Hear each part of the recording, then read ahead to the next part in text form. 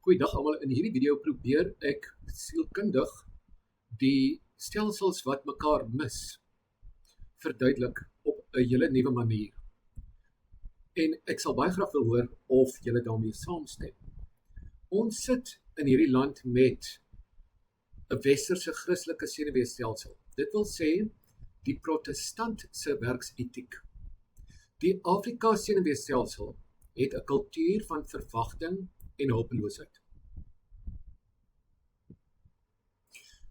En dit kan 'n mens eintlik deur die hele Afrika sien, omdat meeste van hulle gekolonialiseer was in die verlede en hulle is, kom ons sê, in 'n hulpelose patroon vasgevang. En dit moet natuurlik verander, anders beklei ons 'n stryd wat ons verloor.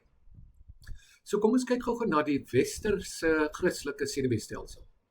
Hierdie stelsel is gebou op probeer, aanhou en bymekaar maak. Veiligheid lê in besig wees, in produktiwiteit. En in die westerse gedagte funksioneer dit as veiligheid of dan nou ek kan myself red. Probleme word nie gesien as iets wat nie opgelos kan word nie, maar deur harder te werk en meer hulpbronne vir jouself bymekaar te maak. Omgee hier beteken doen en werk. Die individu dra die volle verantwoordelikheid om te presteer en te oorleef. Nou in teenstand daarmee het ons die sogenaamde Afrika senuweestelsel, sal ons maar sê. Die kultuur van verwagting en hulpeloosheid. Hierdie stelsel is ingestel op wag en ontvang. Dit weerspieël die slagoffermentaliteit, waar hierdie mense veiligheid ervaar deur ondersteuning en erkenning van hulle bestaan. Ondersteuning in hierdie geval is die staatstoelaas, al daai tipe goed, wat ook maar mense 'n bietjie lui gemaak het. So, dit het nooit regtig gegaan oor individuele pogings om te oorleef nie. Die gevolg hiervan is dikwels 'n gevoel van entitlement wat spruit uit 'n staat van afhanklikheid, wel, ook afhanklikheid van die staat. Die verwagting dat iemand anders sal voorsien, eerder as om self doen of soveel so self probeer, nie die pad vorentoe is vir hulle nie. Nou, in die tweede plek, wat is die gevolg van hierdie diep gesedelde wankommunikasie? Wanneer hierdie twee stelsels ontmoet, praat hulle heeltemal by mekaar verby. Die westerse kant van ons land, en ek praat van die westerse kultuur, nie alle wit mense het die westerse kultuur nie alle swart mense het die Afrika kultuur. Maar die westerse kultuurkant voel uitgeput, moeg deur die konstante verwagting en I am entitled, ek moet nog kry. En aan die ander kant van die munt, voel die Afrika kant verwaarloos en senuweeagtig oor die westerse fokus op werk en opgaar, in plaas van om te kry. So die resultaat hier is 'n diep misverstand hoe elke stelsel veiligheid en betekenis vind. Dis nie bloot 'n kulturele verskil, maar 'n botsing van politieke wil en gedragsprogrammering.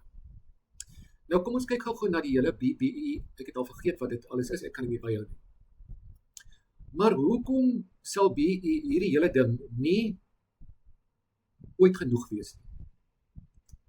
Dit bly 'n tweesnydende swaard. Dit vra vir self-effektiwiteit en harde toewyding. So al kry jy die geld om 'n plaas of 'n besigheid te bestuur, dwing dit hierdie mense se liggame en senuweestelsels uit die slagofferrol uit na 'n plek waar hulle self moet produseer. Die weerstand wat ons sien, in my teorie, is 'n senuweestelsel wat in veg of vlug mode ingaan. As gevolg van die vrees van die blootstelling en die verantwoordelikheid daarvan. Dit maak nie saak of die plaas bankrot gaan nie, dit maak nie saak hoe dit met die besigheid gaan nie, dit maak nie saak hoe die stad lyk nie, want inherent sal die westerse stelsel dit weer regmaak. Nou dis 'n moeilike ding want daai klomp senuweestelsels moet nou herbedraad word om te wen en nie vir oorlewing nie. So in die volgende video, ek wil nie hierdie ding te lank maak nie, wil ek graag praat oor die politieke sielkunde in Suid-Afrika. Die veiligheidsnet wat politikuste dalk aan kan raak om die Afrika senuweestelsel behoefte tot 'n mate te kalmeer, sodat hulle van hulle politieke oorwegings en die slagoffermentaliteit kan ontslaa raak. OK. Gee asseblief vir my 'n comment op hierdie ding. Ek weet dit is 'n